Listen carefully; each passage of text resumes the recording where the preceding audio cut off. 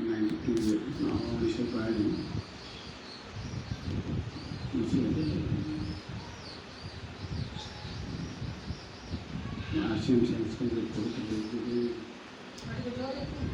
ଯେଉଁଠି ଆମର ମାଳା ଭଉଣୀ ଲେକ୍ଚର ଥିଲେ, କେମିଷ୍ଟ୍ରି ଲେକ୍ଚର। ସେଇଠି ମୁଁ ଏମିତି ଥରେ ପାଠ ପଢ଼ିଲା ବେଳେ ଯାଇଛି ଶିବରାତ୍ରିରେ ଈଶ୍ୱର ମନ୍ଦିରରେ, ସେଇଠି ପ୍ରଦର୍ଶନ ଲାଗିଥାଏ। ଆଉ ମୁଁ ସେଇଠି ଯାଏ, ମାଳା ଭଉଣୀ ସେଇଠି ଥିଲେ।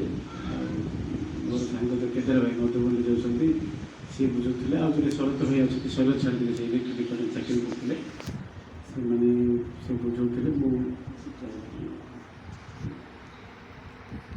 ବୁଝିକି ପଢ଼ୁଥିଲି। ତାପରେ କେନ୍ଦ୍ର ଆସିଲେ 1992 ମସିହାରେ,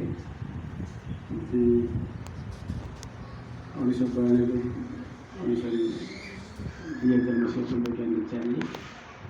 ତାପରେ ପାଠ ସରିଲା ପରେ ମୁଁ ଗାଁକୁ ଯାଇଥିଲି, ସେଠି ବି ବିଜ୍ଞାନ ବନ୍ଦ ହେଇଥିଲା। 2003ରେ ମୁଁ ମ୍ୟାରେଜ୍ କରିଥିଲି। ମାଆଙ୍କର ଦେହ ଅସୁସ୍ଥ ଥିଲା, ସେଥିପାଇଁ ବାଧ୍ୟ ହୋଇକିରି ଏଇଟା ହେଲା। କିନ୍ତୁ ମ୍ୟାରେଜ୍ କଲା ପରେ ଗୋଟେ ବାପାଙ୍କର ତ ଅବିନାଶୀ ମଞ୍ଜି ଯେଉଁ କହୁଛନ୍ତି ବାବା,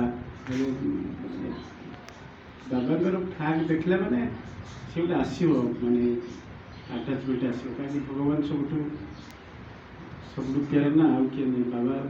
ବାବା କହିଲେ ସବୁଠୁ ପ୍ୟାରେ ହେଲେ ଶିବ ବାବା, ଶିବ ବାବାଠୁ ପ୍ୟାରେ କିଏ ନାହିଁ। ତାପରେ ଆମ ଗାଁରେ ଗୋଟେ ଆଶ୍ରମ ହେଲା, ସୁଭାଷ ଭାଇ କରିଥିଲେ।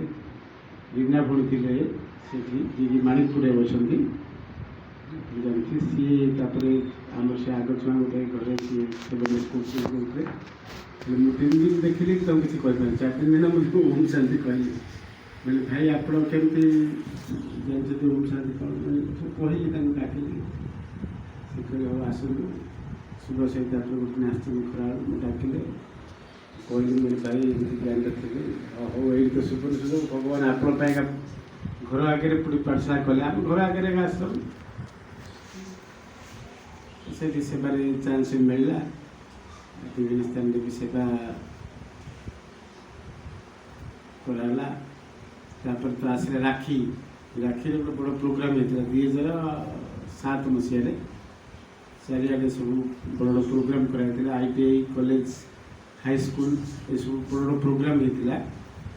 ସୁଭାଷ ଭାଇଙ୍କ ନେତୃତ୍ୱରେ ସୁଭାଷ ଭାଇ ଆସିବାର ପ୍ରୋଗ୍ରାମ୍ ହେଲା। ତାପରେ 2009 ମସିହାରେ ବ୍ରହ୍ମପୁର ଯେତେବେଳେ ଆସିଲି ଝିଅ ପାଠ ପଢ଼ିବା ପାଇଁ, ଏଇଠି ତ